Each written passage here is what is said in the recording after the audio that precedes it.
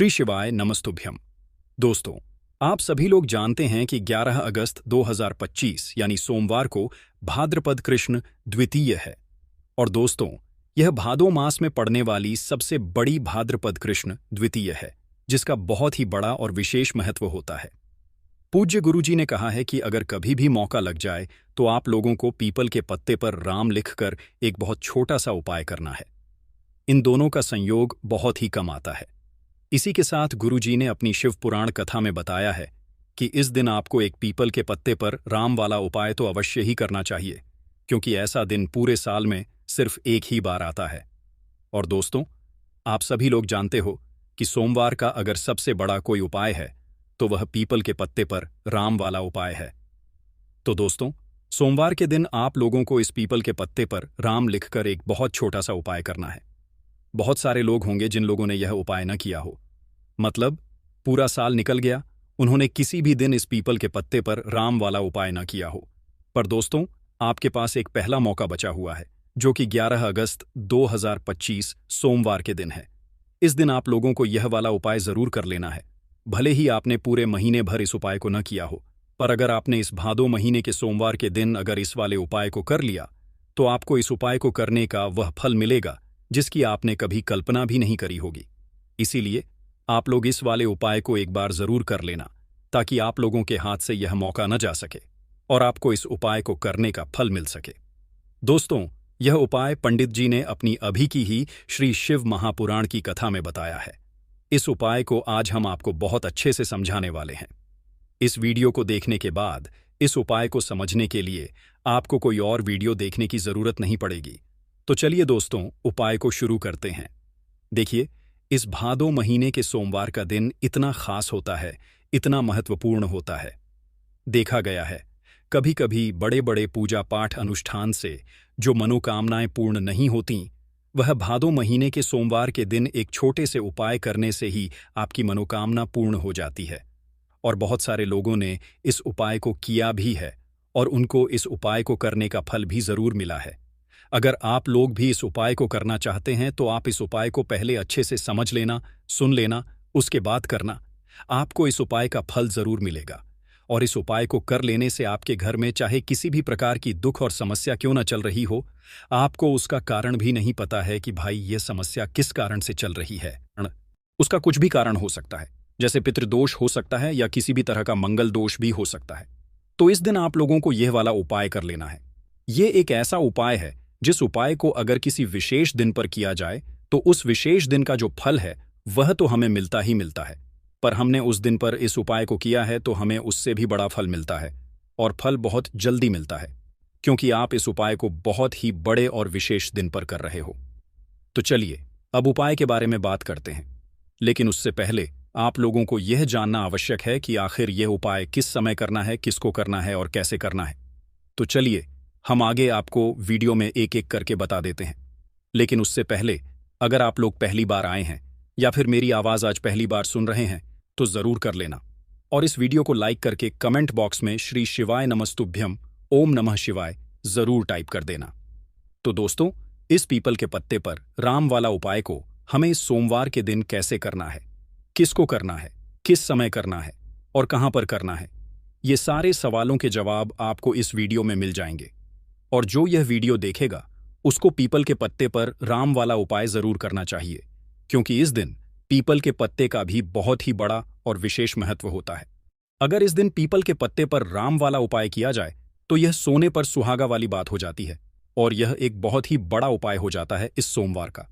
तो अब दोस्तों, इस पीपल के पत्ते पर राम वाला उपाय को आखिर करना किसको है, सबसे पहले हम लोग वह बात जान लेते हैं। तो देखो, घर की जो बड़ी माताएं बहनें होती हैं, उन माताओं बहनों में से कोई भी एक बड़ी माता बहन इस वाले उपाय को कर सकती है।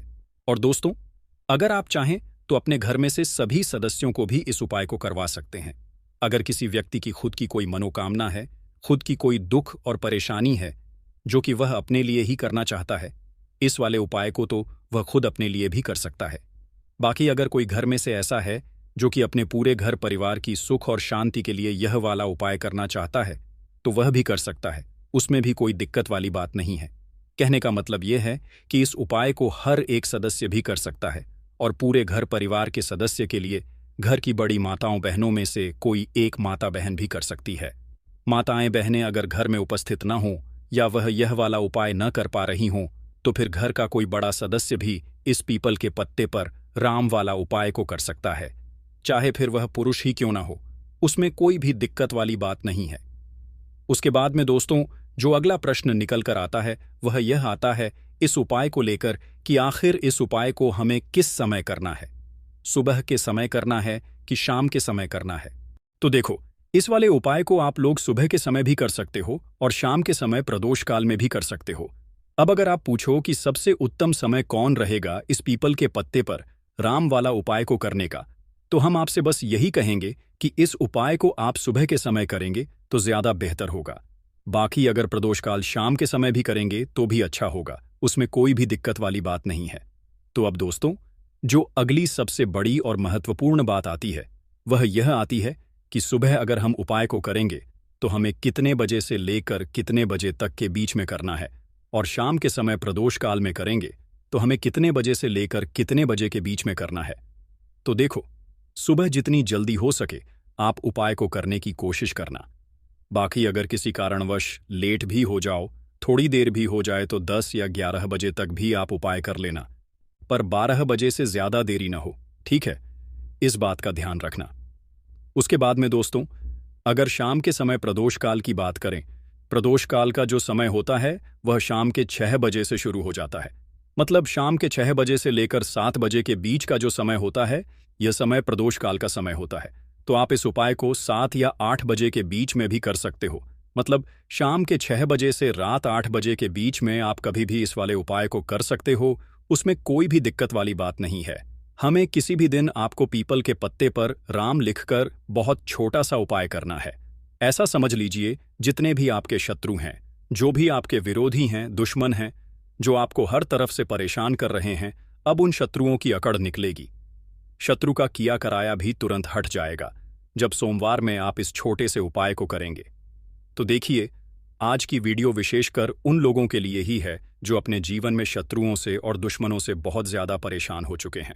देखिए, जगत जननी मां जगदम्बा का हम सोमवार में पूजन करते हैं और उनसे जुड़े हुए उपाय करते हैं। साथ ही साथ आपको बता दें कि सोमवार में संकट मोचन हनुमान जी का पूजन करने से और उनसे जुड़े हुए कुछ उपाय करने से जीवन के बड़े से बड़े कष्ट भी क्षण भर में दूर हो जाते हैं।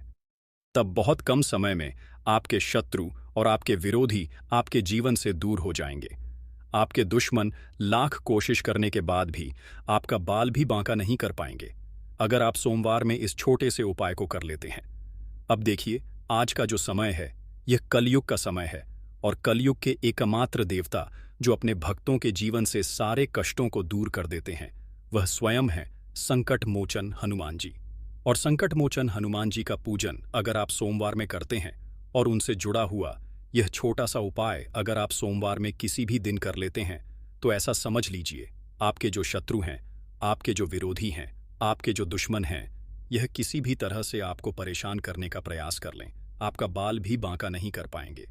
दूसरी चीज, अगर आपके शत्रु ने आपके ऊपर कोई भी तंत्र मंत्र करवा रखा है, कोई भी जादू टोना, कोई भी ब्लैक मैजिक आपके ऊपर करवा दिया है या करवाने का प्रयास कर रहे हैं, ऐसा समझ लीजिए वह किया कराया आप तक पहुंचेगा ही नहीं। और अगर आप तक पहुंच गया है, कोई भी ब्लैक मैजिक तुरंत हट जाएगा जब आप इस छोटे से उपाय को सोमवार में करेंगे।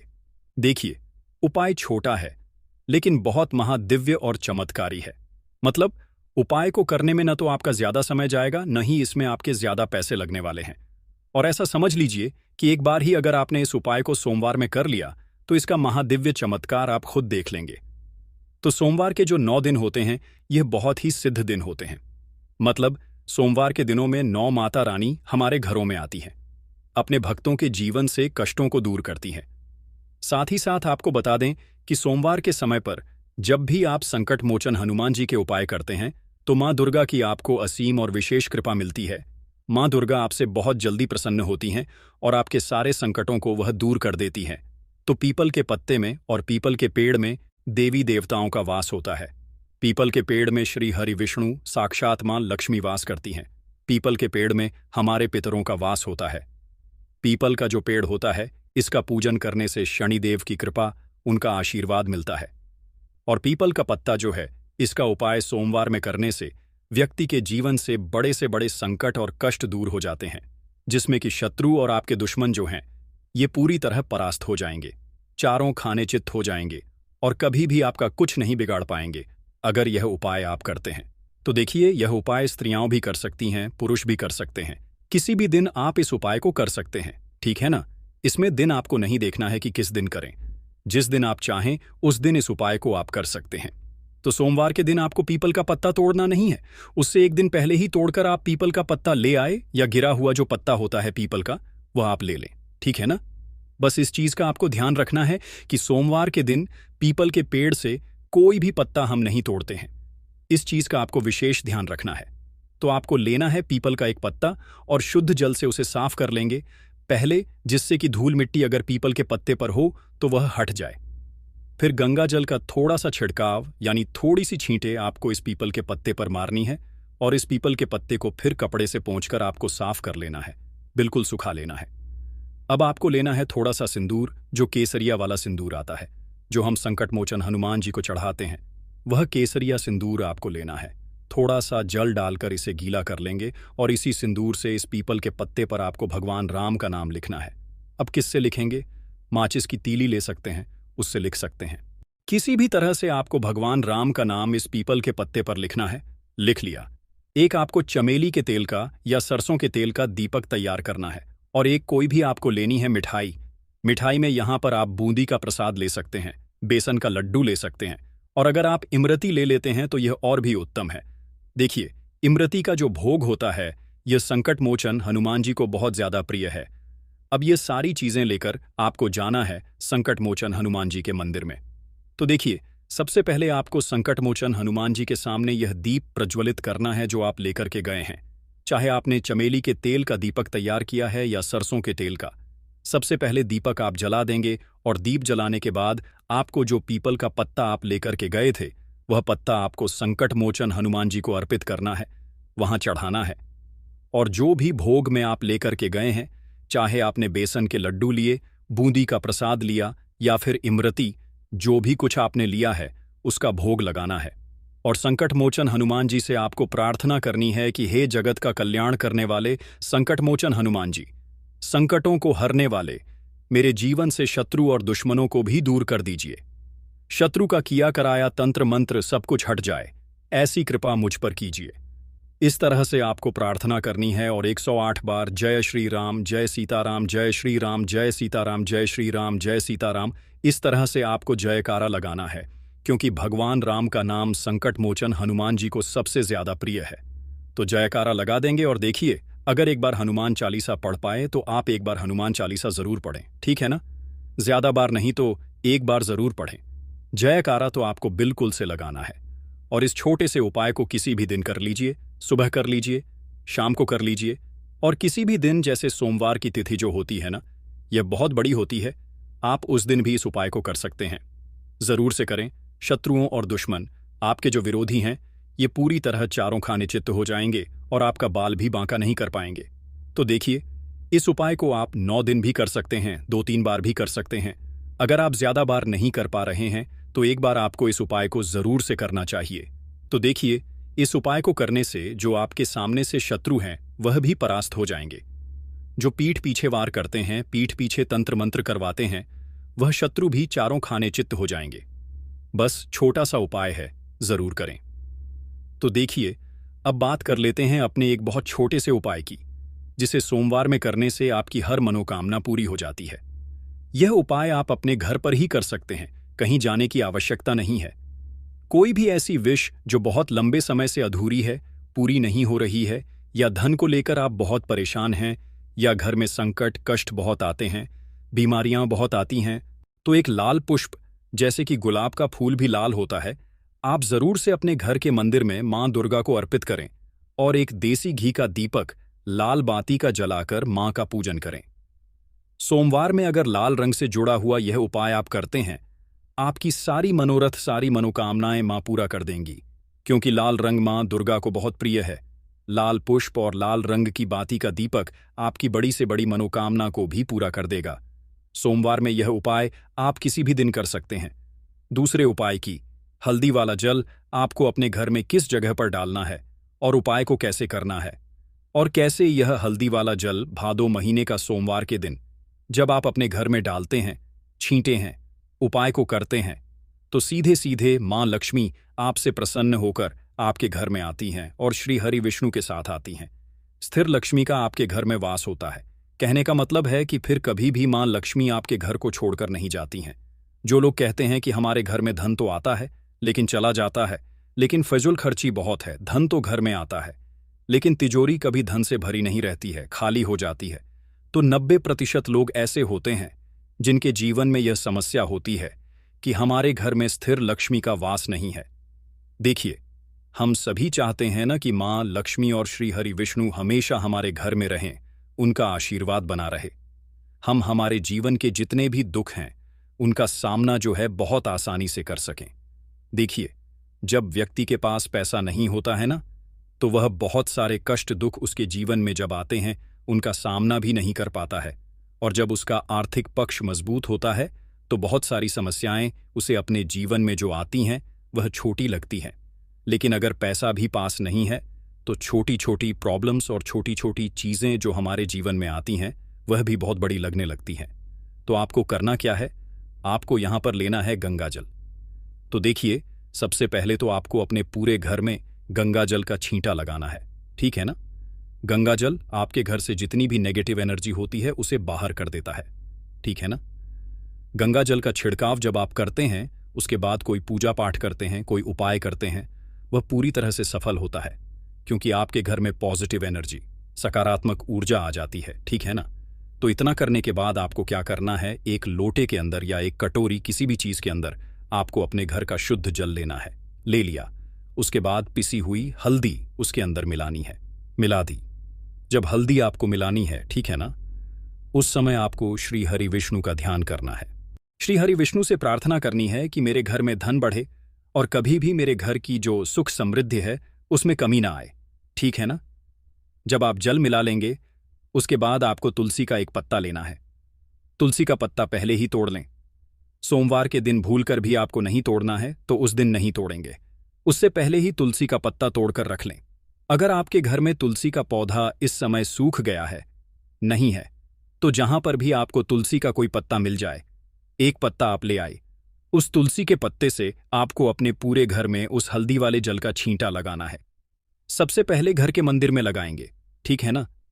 फिर जितने भी रूम हैं, कमरे हैं, वहां पर लगाएंगे, घर के मुख्य द्वार पर लगाएंगे। इस तरह से जब आप उपाय करते हैं तो आपके घर में कभी भी धन की कमी नहीं होती है, धन में वृद्धि होती चली जाती है और धन आपका हमेशा बढ़ता है। देखिए, अगर तुलसी का पत्ता आपको नहीं मिलता है तब आप किसी भी छोटी सी पूजा वगैरह की जो चम्मच होती है उससे भी छींटा लगा सकते हैं। तो देखिए, जब भी आप अपने घर में सोमवार के दिन हल्दी के पानी का छींटा लगाते हैं तो इससे श्री हरि विष्णु मां लक्ष्मी के साथ आपके घर में आते हैं और स्थिर रूप से आते हैं, मतलब कभी भी आपके घर को वह छोड़कर नहीं जाते हैं। तो देखिए, हल्दी जो है यह जुड़ी है श्री हरि विष्णु से, आपकी कुंडली में गुरु को मजबूत करती है, आपके जीवन में सुख और सौभाग्य को खींच कर लाती है, धन को खींच कर लाती है, मां लक्ष्मी को प्रसन्न करती है। जिस तरह से हल्दी खाने का स्वाद बढ़ा देती है, बहुत बड़ी बड़ी बीमारियों को दूर कर देती है, उसी तरह से यह आपके जीवन को भी सुख से भर देती है, अगर ये उपाय आप सही तरीके से कर लेते हैं। तो दोस्तों, ये थे पूज्य गुरुजी द्वारा बताए गए कुछ बहुत ही खास उपाय। अगर आपको जानकारी अच्छी लगी हो तो वीडियो लाइक करिएगा। मिलते हैं फिर एक नए वीडियो के साथ। श्री शिवा।